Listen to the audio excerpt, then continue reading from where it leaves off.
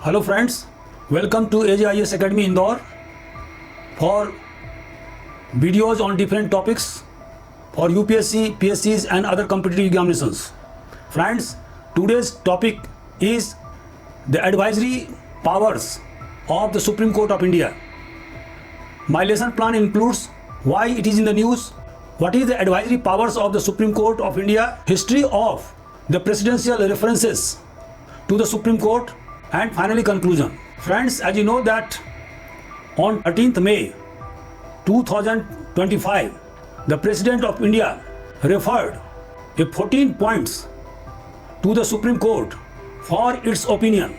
This is the 16th times that the President of India referred the matter of public importance to the Supreme Court to elicit its opinion. Friends, as you know that the President of India sought the opinion on 14 points because of the judgment delivered by the two judges bench of the Supreme Court on 8th April 2025, whereby it clearly defined the role of Governor and the President under Article 200 and 201 of our Constitution. The Supreme Court judgment completely abolished the pocket veto of the Governor and the President of India. It fixed the timeline from 1 month to 3 months, and it made the actions of the Governor or President justiciable. That's why the President of India sent 14 points to the Supreme Court of India to elicit its views. These 14 points were: what is the constitutional options for governors under Article 200? Is governor bound by the advice of the Council of Ministers under Article 200? Is the governor's discretion justiciable under Article 200? Does Article 361 provide immunity to the President and governors from judicial review under Article 200? Can judicial actions impose timelines to the governor's power under Article 200? Is the President's power and its discretion justiciable under Article 201? Can judicial orders impose the discretionary power of the President under Article 201? Is the President required to take the advice of the Supreme Court under Article 143 when a bill is reserved under Article 201? Are decisions under Article 200 and 201 justiciable before a bill becomes law? And can court adjudicate a bill's contents pre-enactment? Can Article 142 substitute the constitutional powers of the Governor and the President of India? Is a state law valid without the assent of the Governor under Article 200? Can the substantial question of law be referred to the 5 judges bench under Article 145 Proviso 3? Can Article 142 override constitutional or statutory provisions? Is Article 131 exclusive jurisdiction between the center and state disputes, or can other jurisdiction under Article 32 apply? Now friends, I switch over to the point as to what are the advisory powers of the Supreme Court under Article 143 of our Constitution. Friends, as you know that Supreme Court has vast powers.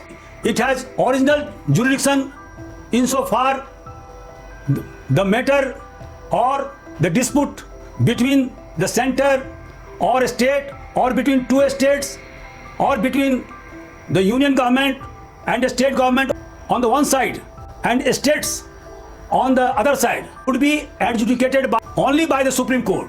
Supreme Court is the highest appellate authority, and so is more powerful than the federal court that operated under 1935 Government of India Act, because the final appellate authority happened to be the Privy Council situated in London. Similarly, the Supreme Court is a court of record. Its judgments, its decrees, its decisions cannot be challenged in any court of law, and these decisions or judgments of the Supreme Court become the precedent for high courts and subordinate courts to follow in other similar circumstances or in similar cases. So friends, Article 143 is the advisory power of the Supreme Court, and it is a relic of Government of India Act 1935, whereby the Governor General had the power to elicit opinion of the Supreme Court in matters relating to the public importance. Similar provisions are to be found in the constitutions of Commonwealth countries. There are 20 to 25 countries where there are provisions of advisory role of the Supreme Court. The President has the power to send reference to any matter of public importance to the Supreme Court and to elicit its views. So under Article 143, the President of India can solicit the opinion of the Supreme Court where there is a question of law or fact of public importance. The President of India makes such a reference on the advice of the Council of Ministers. Under Article 145, it is mandatory for the Supreme Court to constitute a bench of 5 judges to consider the reference of the President of India. It should be noted that the opinion delivered by the Supreme Court is not binding upon the President of India. It doesn't hold the precedential value insofar as it has no value in the subsequent cases. However, it carries a strong persuasive value and is usually followed by the executive and the legislatures. According to Article 143, Proviso 2, the President can solicit the views of the Supreme Court in matters relating to the pre-constitutional agreements, treaties, sanats, engagements, which is excluded from the original jurisdiction of the Supreme Court. It should be noted that in such cases, the Supreme Court is bound to give its advice to the President of India. However, the President is not bound to accept the advice of the Supreme Court. As we see that while under the Proviso 1 of Article 143, the Supreme Court has the discretionary power. It can give opinion to the President, or it may not give the opinion, alleging that the questions are vague, hypothetical, or political in nature. But when it comes to the Article 143 Proviso 2, the Supreme Court is bound to give its opinion on the questions sought by the President of India with regard to the pre-constitutional agreements, sanats, treaty, etc. Friends, now I switch over to different presidential references. Since the promulgation of our Constitution in 1950, as you know that so far Presidents of India solicited 16 times the opinion of Supreme Court on different matters of public importance. First of all, the President sought the opinion on the Delhi Laws Act 1912 with regard to the delegated legislation. Supreme Court held that delegated legislation is permissible in the law. However, the court cautioned against unchecked delegation and emphasized that legislature cannot abdicate its law-making functions. The President of India referred the Kerala Educational Bill 1957. The question was whether the bill was constitutional, whether it infringed upon the autonomy of minority institutions under Article 30 of our Constitution. The Supreme Court held that it is the duties of the state to regulate the educational institutions of the state. However, a state must not undermine the autonomy of minority institutions prescribed under Article 30 of our Constitution. In the Berubari case, the President wanted to know from the Supreme Court as to whether Parliament was competent to cede some territories to Pakistan in lieu of exchange of certain enclaves of Pakistan to India. The Supreme Court opined that the transfer of the territory of India or its acquisition can only be done through constitutional amendments under Article 368 in the Sea Custom Act 1878. The President wanted to know whether the provisions of that act are violative to the constitutional principles or it violated the federal distribution of powers. The Supreme Court opined that the Union government has exclusive authority in matters relating to custom duties and trade with foreign countries.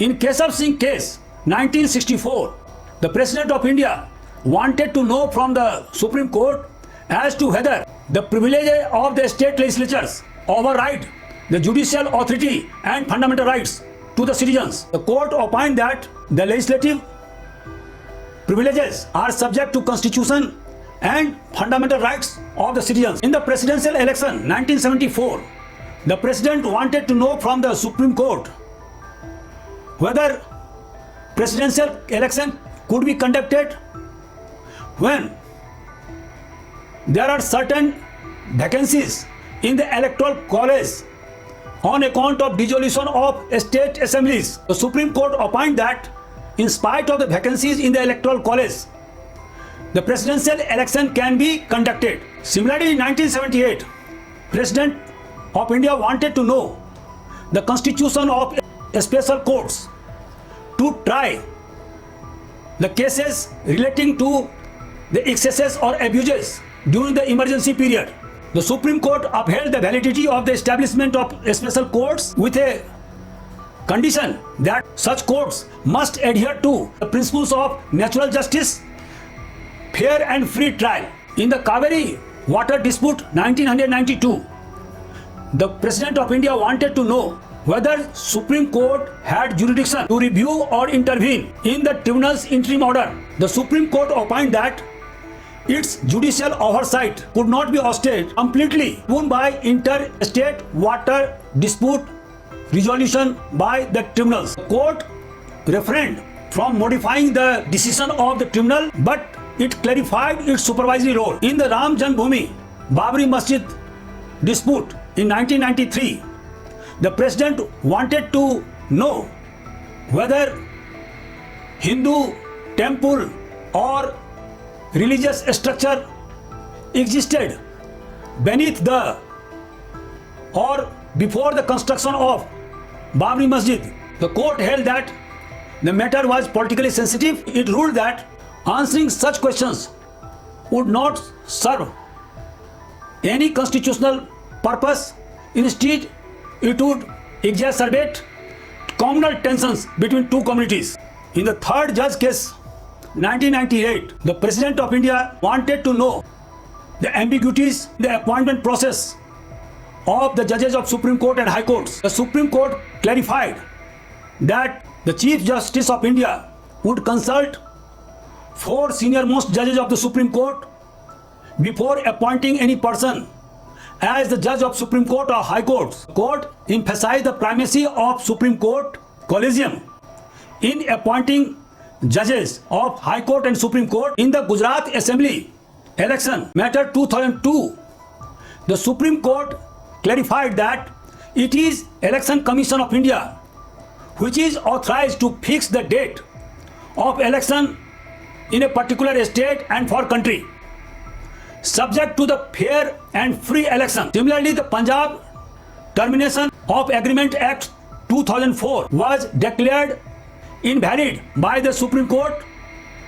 when President sought its opinion. It held that the said Punjab Act struck the very spirit of the federalism in our constitution. In the Gujarat Gas Act 2012, the Supreme Court held that to make laws with regard to natural gas were under the domain of the union government, and so the laws passed by the Gujarat government was declared null and void. In the 2G spectrum case, the president wanted to know whether only the auction would be the constitutional mandate for all natural resources. The Supreme Court of India ruled that there would be other options available for the allocation of resources if the public interest would be served, and the allocation must be based upon transparency, fair and non-arbitrary. In 2015, the President of India sought the opinion of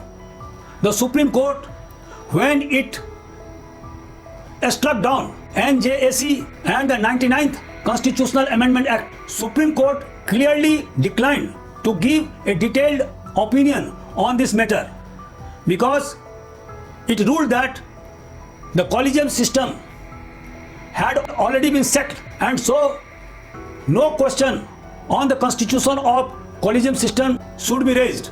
In the instant case, the President of India on 13th May 2025 solicited the opinion of the Supreme Court with regard to the judgment delivered by two judges bench on 8th April 2025, whereby it fixed timeline for governors and President of India under Article 200 and 201. So friends, now I conclude the presidential references under Article 143 of our Constitution served as a beacon light in the development of constitutional jurisprudence, in strengthening federalism, in balancing the relation between executive, legislature and judiciary, and in ensuring fundamental rights of the citizens and secularism in India. However, the Supreme Court of India